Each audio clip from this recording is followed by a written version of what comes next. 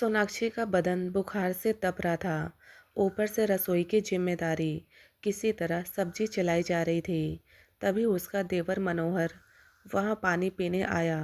उसने सोनाक्षी के हाव भाव देखे तो उसके माथे पर हाथ रखा और बोला, भाभी आपको तो तेज बुखार है।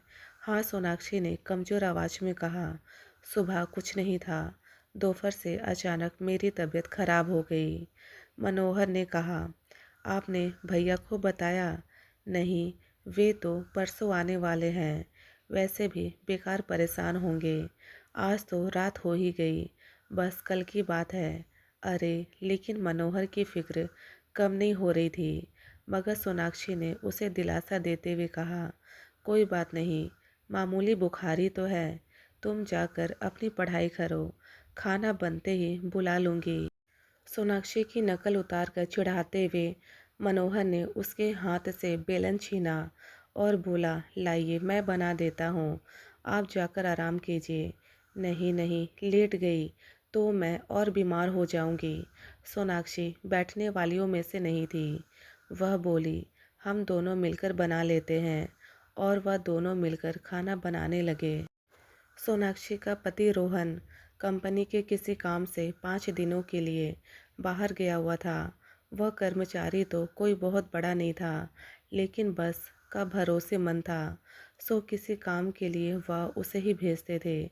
सोनाक्षी का 24 साल का देवर मनोहर प्रतियोगी परीक्षाओं की तैयारी कर रहा था। रोहन जैसा प्यार करने वाला पति पाकर सोनाक्षी भी खुश रहती थी। कुछ पति की तनख्वाह और कुछ खुद जो निजी स्कूलों में पढ़ाती है। दोनों से मिलकर घर का खर्च अच्छे से निकल आता। सास ससुर गांव में रहते थे। देवर मनोहर अपनी पढ़ाई के चलते उनके साथ ही रहता था। जिंदगी में कमी थी तो बस यही कि खुशहाल शादीशुदा जिंदगी के 12 सालों के बाद भी उनकी कोई औलाद नहीं थी। अब सोनाक्षी 35 साल की हो चुकी थी। अपने हम उम्र बाकी टीचरों को उनके बच्चों के साथ देखती तो ना चाहते हुए भी उसे रोना आ ही जाता। वह अपनी डायरी के पन्ने इसी पीड़ा में रंग देती। रोटियां बन चुकी थी। मनोहर ने उन्हें कुर्सी पर बैठने को बोला और सामान समेटने लगा।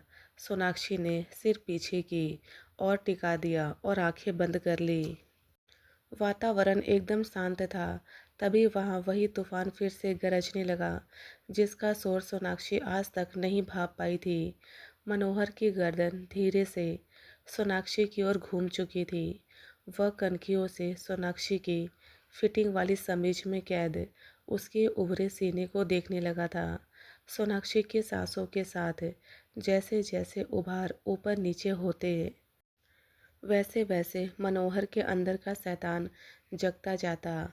हो गया सब काम? बर्तनों की आवाज़ बंद जानकर सोनाक्षी ने अचानक पूछते हुए अपनी आंखें खोल दी।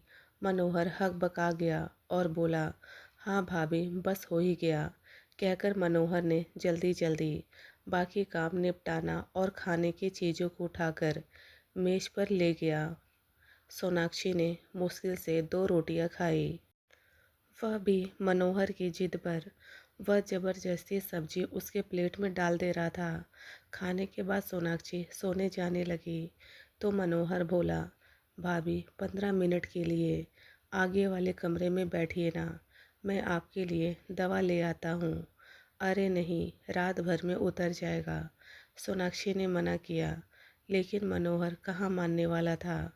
मैं पास वाले दवा की दुकान से दवा लेकर आ रहा हूँ, भाभी, जहाँ से आप लाती थी।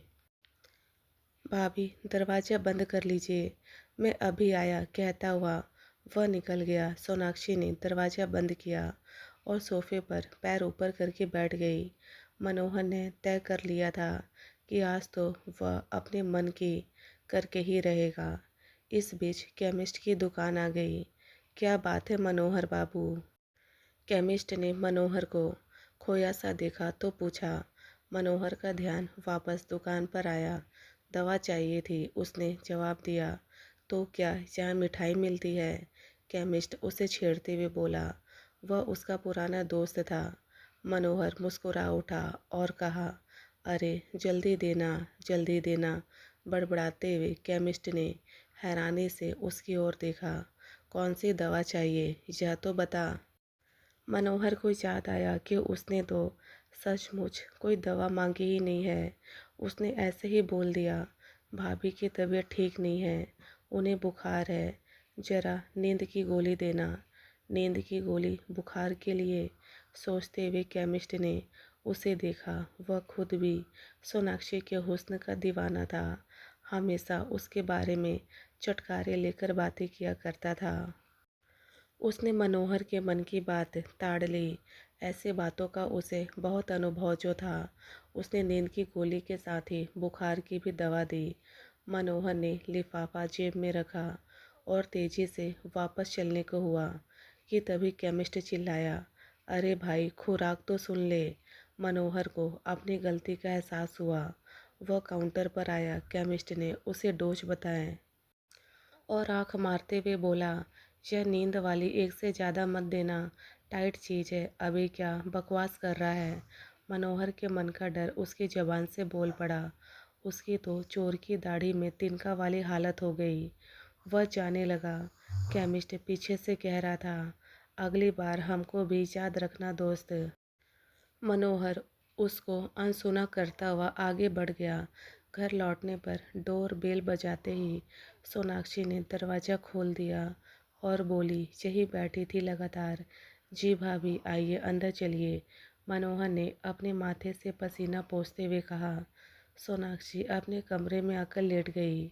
मनोहर ने उसे पहले बुखार की दवा दी। सोनाक्षी दवा लेकर सोने के लिए लेटने लगी तो मनोहर ने उसे रोका। भाभी, अभी एक दवा बाकी है। कितनी सारी ले आए भैया, सोनाक्षी ने थकी आवाज़ में बोला और बाम लेकर माथे पर लगाने लगी।